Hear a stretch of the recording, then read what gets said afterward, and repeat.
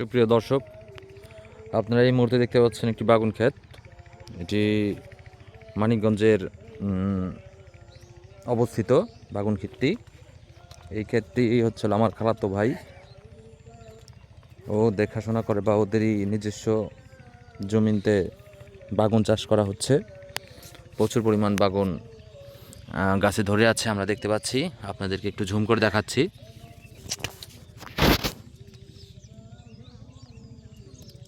বাগুন প্রচুর পরিমাণ রয়েছে।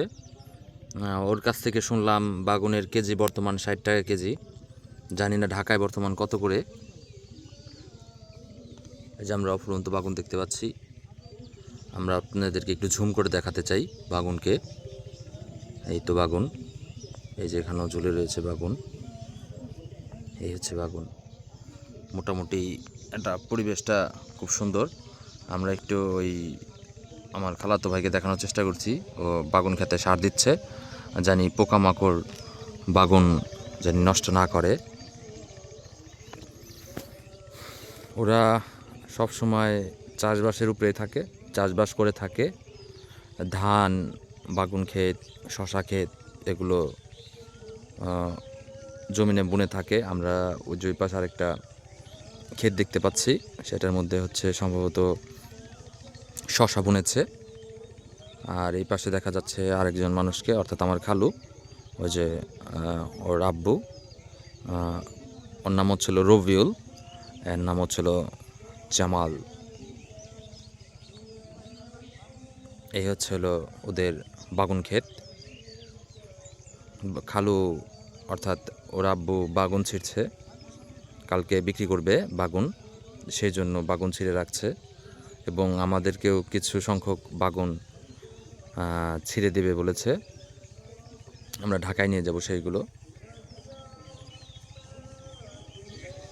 এই তো কীভাবে সার দেয় আপনারা এর আগেও হয়তো বা দেখেছেন। আর বয়স খুবই অল্প, কিন্তু কৃষক হিসাবে খুবই দারুণ অভিজ্ঞতা রয়েছে ওর।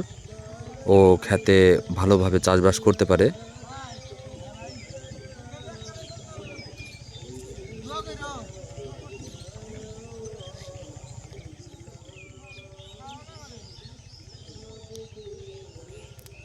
ইয়াং একটা ছেলে, বয়স 17 থেকে 18 হবে, 18 একটু বেশি হবে, কিন্তু কাজের প্রতি খুবই মনোযোগীও, কোনো ছাড় দেয় না।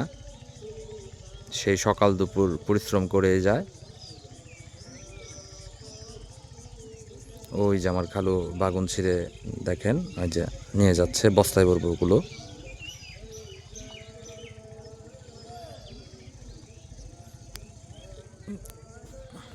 এক খেতে কয় মন হয়? হ্যাঁ,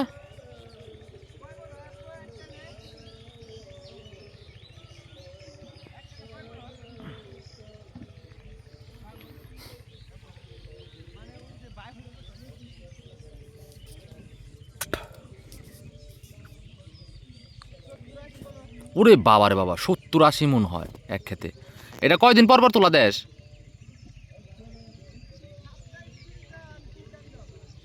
সপ্তাহে 2 থেকে 3 বার তোলা দেয়। এক এক খেতে 70 থেকে 80 মন আপনার হচ্ছিল এই বাগুন হয়।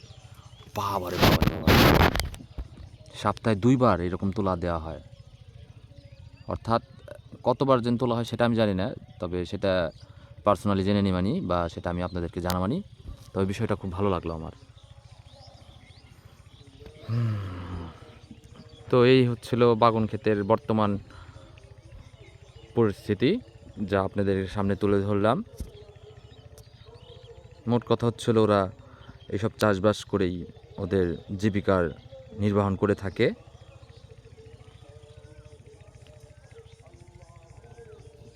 এছাড়াও মরিচ ক্ষেত, তারপরে শশা ক্ষেত, ধান ক্ষেত এগুলোও আছে।